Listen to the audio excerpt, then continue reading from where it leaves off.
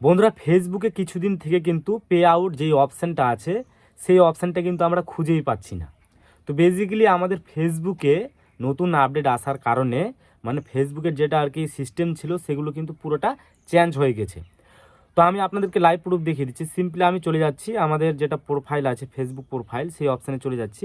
প্রোফাইলে যাওয়ার পর আমরা এখান থেকে ডাইরেক্ট নিচে প্রফেশনাল ড্যাশবোর্ডে, আপনারা এখানে দেখতে পাচ্ছেন ভিডিওটা, আপনারা স্ক্রিনে দেখুন। প্রফেশনাল ড্যাশবোর্ডে আমরা ক্লিক করতাম। সিম্পলি আমি ক্লিক করছি।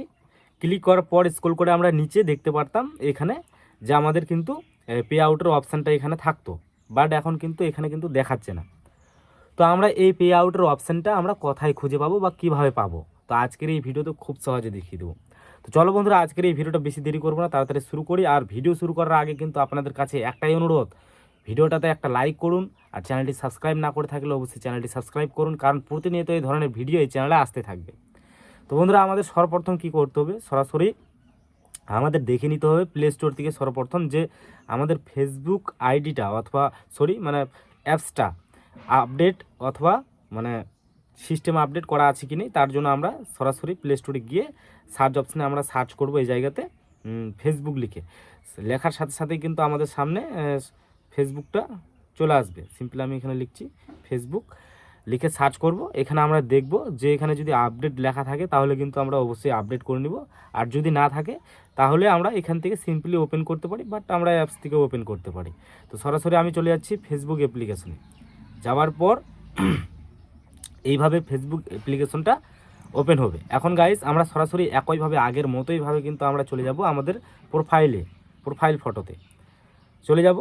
ফেসবুক প্রোফাইলে যাওয়ার পর আমরা এখানে দেখতে পারবো নিচে যে প্রফেশনাল ড্যাশবোর্ড, ওই একই সিস্টেমে আমরা এই অপশানে ক্লিক করব। ক্লিক করার পর আমরা নিচে স্ক্রল করে চলে আসবো। নিচে আসার পর আমরা এখানে একটা অপশান পাবো, সেটা হচ্ছে কি টোলস। এই যে দেখতে পাচ্ছেন টোলস, তো এই অপশানটা হয়তো এই নিচেও থাকতে পারে বা এর নিচেও থাকতে পারে। তো আমরা কি করব, টোলস অপশানে ক্লিক করব। এই যে দেখতে পাচ্ছেন এই অপশানে ক্লিক করব।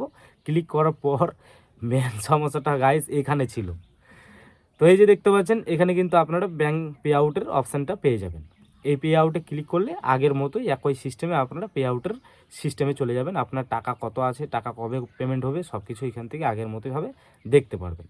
ট্রানজ্যাকশানে গেলে আপনারা এখান থেকে খুব সহজে দেখতে পারবেন কত ডলার পে করছে কি না, সেগুলো সব কিছুই দেখতে পারবেন। তো এই ছিল আজকের এই ভিডিও। যদি আপনাদের ভালো লাগে তো অবশ্যই ভিডিওতে একটা লাইক আর চ্যানেলটি সাবস্ক্রাইব করতে কিন্তু একেবারেই ভুলবেন না। ভালো থাকবেন, সুস্থ থাকবেন।